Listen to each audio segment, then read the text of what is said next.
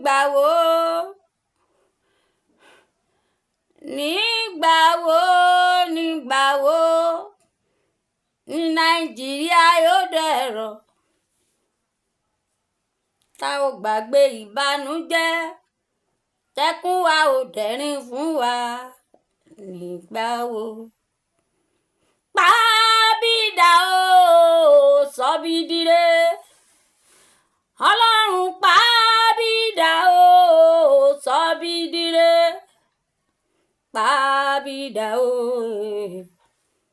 sọ́bídìrẹ gbarandabu ẹlẹ́bùrú ìkàbẹ̀ tìlú kárabíàjẹrẹ ó wọnú kẹ́tẹ́kẹ́tẹ́ bálámù ó fọhùn jáde bí ènìyàn bàbá wọnú mi ṣe ìyanu ó mú Pétérù jáde nínú túbú ẹja tó mí wá lódò àsákùn ò lè gbé irọ́lẹ̀ sí pa òkèlè gbòǹgbò tó ṣú àtàjẹ́ ò lè gbé mi ṣebí wà lóbìríkìtì Aláàfin òde ọ̀run ọba jípọjọ́ ibi rẹ ọba tó ní kọ́kọ́rọ́ ikú àti ìyè lọ́dọ̀ Ọlọ́run ògo ní forúkọ rẹ pàbídà o sọ́bídìrẹ ayọ̀ ni o hallelujah o hallelujah ní kí gbogbo ọmọ orílẹ̀-èdè Nàìjíríà a kú ìlú o ogun ò ní kó wa lọ o torí ogun ti wọlé ogun ti débodè ẹ dìde gbogbo ọmọ Nàìjíríà ẹ má sùn ọ̀rọ̀ tó délẹ̀ yìí kì í sọ̀rọ̀ àwọn ìjọba nìkan mọ́ mi wá pé àkọlé òjìji ayé tòní ní ogun ò dàbí iyán ogun ò dàbí iyán ẹ dìde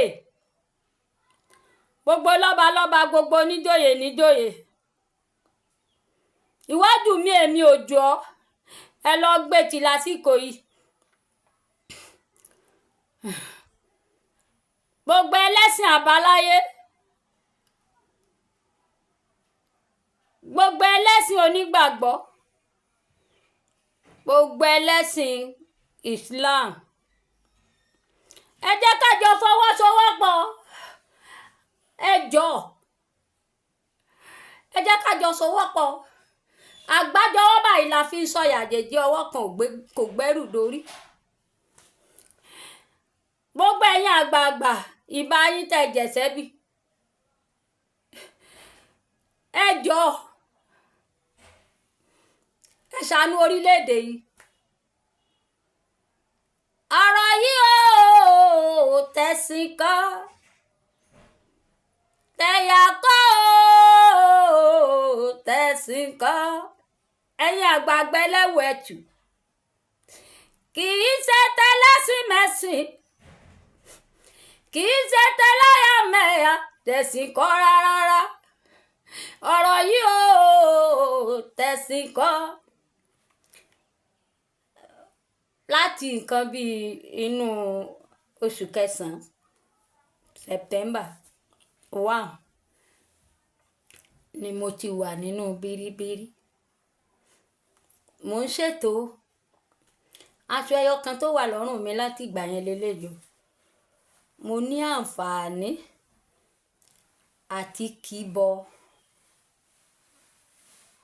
omi ilẹ̀ àánú lánàá àmọ́ ntẹ́mi Ọlọ́run ní kí n sọ fún yín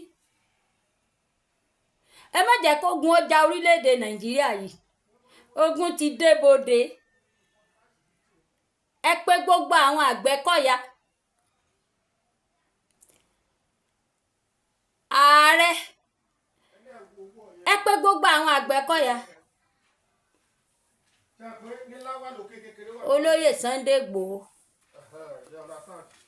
má wo tàkù ọ̀tá lá lóòótọ́ ibi náà máa ń fi ń ṣú ẹ tó bá jàjàgbara ààrẹ Gani Adams ẹ mọ́ wòran ogun ti débodè ntí mo rí ni mò ń sọ fún yín pàápàá jùlọ ẹ stop occasion lọ́wọ́ yìí gbogbo ntí jókèsàn gbogbo ohun tí jẹ́ sẹ̀rímónì ẹ má jẹ́ omi ó tẹ̀yìn bù ọ̀gbìn lẹ́nu, ẹ fi sùúrù ṣe. Bíbélì ní ìbùkún ni fún ọmọ ọ̀dọ́ náà tó fi ọgbọ́n ṣe. Ẹni bá fẹ́ ṣe patí ẹ ṣe lọ́wọ́ ọmọ ara ẹ ṣe ọmọ ara. Kò sígbà tá a dá sọ tá a rí lẹ̀ fi wọ́. Ẹ jọ mo bẹ̀ yín ni.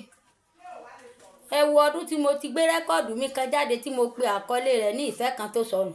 Mo dírẹ́sì bíi mùsùlùmí ń bẹ̀. Ọ̀pọ̀lọpọ̀ àwọn èèyàn ni wọ́n ń sọ̀rọ̀ pé ẹ rí ìyá prophetess. Mo rẹ́ni tó comment. Why are you dressed like this? Mo ní kó lọ bèrè lọ́wọ́ Google. Mo ń sọ̀rọ̀ nípa ẹ̀sìn. Mo gbọ́dọ̀ dress gẹ́gẹ́ bẹ́ẹ̀ ni. I am a professor to the core. Tó bá ní mi ò kí ń ṣe professor màá ní ojú àjọ ṣe eré ẹ̀mí. I'm very sure pé mi máa tẹríba fẹ́ mi. Tán bá dẹ̀ pè yàn ní professional, you must be a professional. Tí mo gba ìwé, tí mo ka ìwé lé lórí ni, tí mo tún joyè doctor.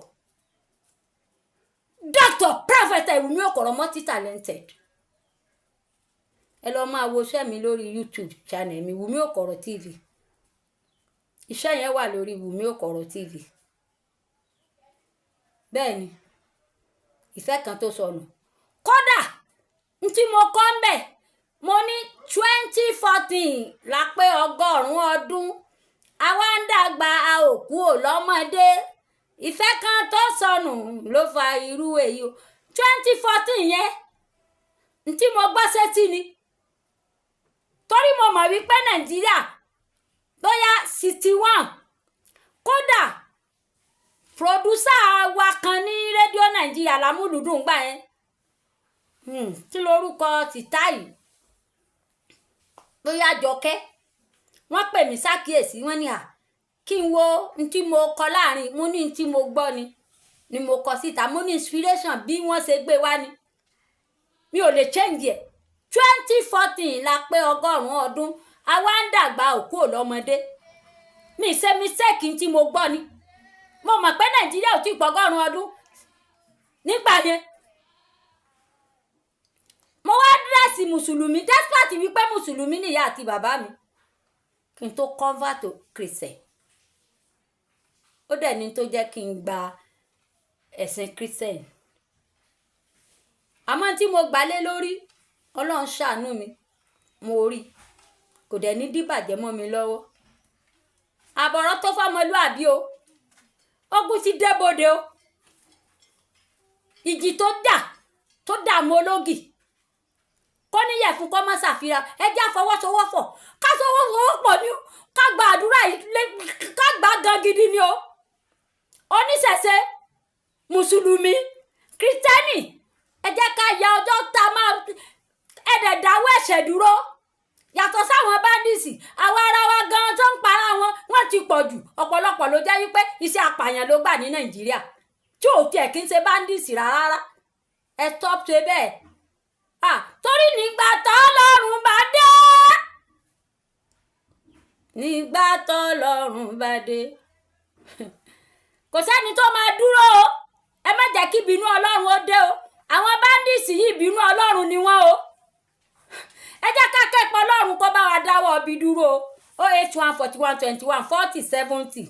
Mo wà lórí YouTube channel Wumi Oko Oro TV. Mi ò sọ̀rọ̀ ìdánù ẹjọ́ ẹ má gbọ́dànù o.